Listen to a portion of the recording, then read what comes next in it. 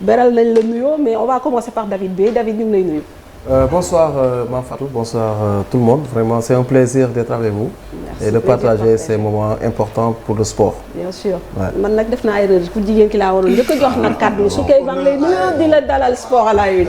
maa ngi lay fay Mame Fatou bonsoir ñi nekk ci plateau bi ñëpp di nuyu Sénégalais yi nga xam te ni ñi ngi toog di seetaan TFM. Voilà ñu ngi rappeler ni que Soukeye Cissé elle fait partie du staff de l'équipe nationale féminine bi nga xam ne qualifié nañu semaine bi ñu génn ci Coupe d'Afrique bi di ñëw 2024. Lamine ñu ngi lay nuyu Lamine c'est un confrère aussi journaliste sportif du journal Bës Bi bon c'est pas la première fois ñu ngi lay dalal jàmm. Oui maa ngi lay fay di nuyu tous les téléspectateurs de la TFM di nuyu ñu woon bokk plateau bi yëpp. Bien sûr Talla bonsoir.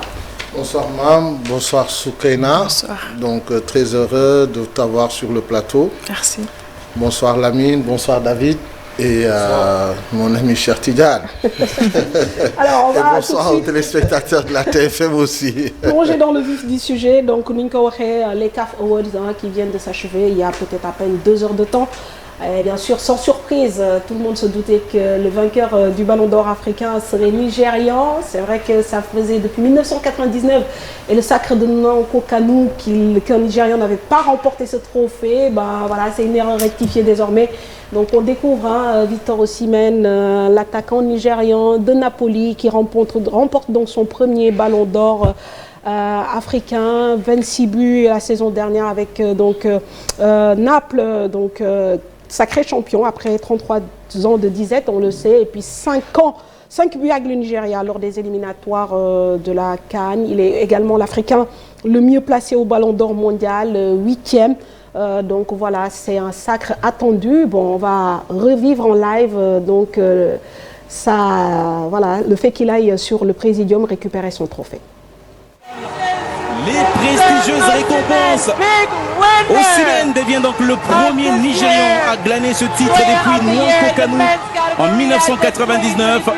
C'est donc un doublé historique de ce pays exceptionnel, un très grand pays de football. Ouais, il va défendre déjà ce titre individuel avec son équipe nationale dans quelques semaines. Grand attaquant.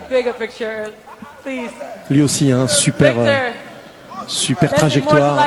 Ça vient bien de loin. Standing ovation, la salle est debout pour féliciter Victor Osimhen. Ouais. On va l'écouter et puis après ça sera lors des Talents d'Afrique avec Vincent Raduro. Voilà, donc Victor Osimhen, pas grande surprise, hein? Non, pas grande surprise. Oui, le prince qui devient roi, le prince nigérien comme on dit, qui devient roi. Donc vraiment ça véritablement mérité pour ce joueur nigérian. Et il a démontré durant toute la saison avec Naples. Donc je pense que c'est un titre vraiment mérité devant des cadors comme Salah, comme Hakimi. Donc je pense qu'on s'attendait quand même à ce sacre pour ce joueur nigérien qui a vraiment démontré de très bonnes choses, surtout durant l'année 2022-2023. Donc je pense que... Oui, Tala. Oui, non, mais en fait, je veux dire que c'est dans le cours normal de la carrière d'Osimhen. Parce que quand on regarde depuis le temps qu'il est en équipe nationale des jeunes, il a eu à marquer de son parcours depuis le temps. Et après, quand il est passé à Lille en France aussi, il a marqué énormément de buts. Et là, quand même, tout le monde s'est rendu compte des qualités de cet attaquant-là. Et c'est un attaquant de grande classe quand même. Et aujourd'hui, il ne fait que confirmer. C'était quand même quelque chose qu'on pouvait attendre depuis longtemps. Mais ça arrive à son heure, quoi. Maintenant, il est là, il va s'imposer et continuer à progresser, à porter aussi l'équipe nigériane pour la CAN. Donc je pense que quand même aujourd'hui, les gens attendent beaucoup de lui. Très bien. Lamine?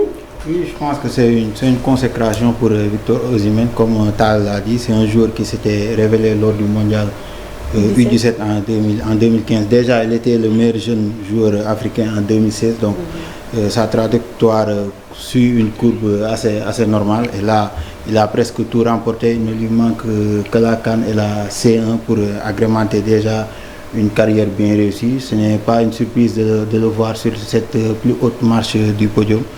S'il y avait peut-être Yacine Bounou sur le podium, on aurait pensé qu'il y aurait une rivalité vu que le gardien marocain a été prépondérant dans le parcours du Maroc lors du mondial et a aussi remporté l'Europa League avec le FC Séville.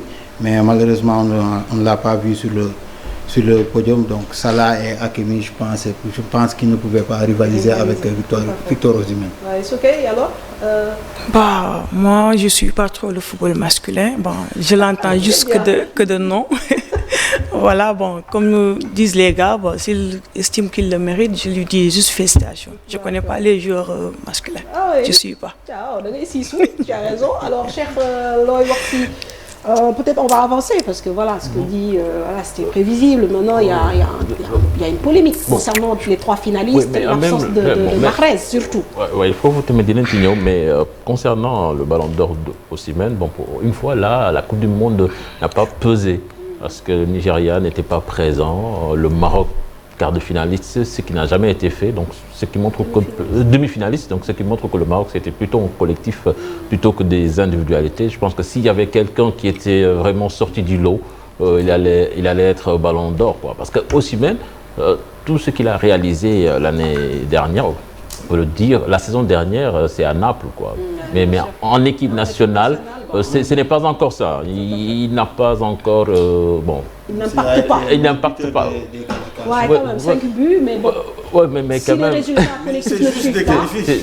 Donc, c'est pas la Coupe d'Afrique en tant que telle. On a besoin du très grand Osimhen en équipe nationale, faire la même chose, porter cette équipe comme il le fait avec le Napoli. Et donc, Naples, sur cette saison, ça ne va pas trop. C'est un peu moins flamboyant. Ouais. Mais ce que tu as souligné aussi, je pense que c'est une réalité, parce que quand on met Salah dans ce trio, alors qu'il a rien au gagné. détriment de Riyad Mahrez qui a lancé d'Osimhen, même s'il n'a pas été un titulaire indiscutable à Manchester City, bon, je trouve que quand même il a fait une grosse saison.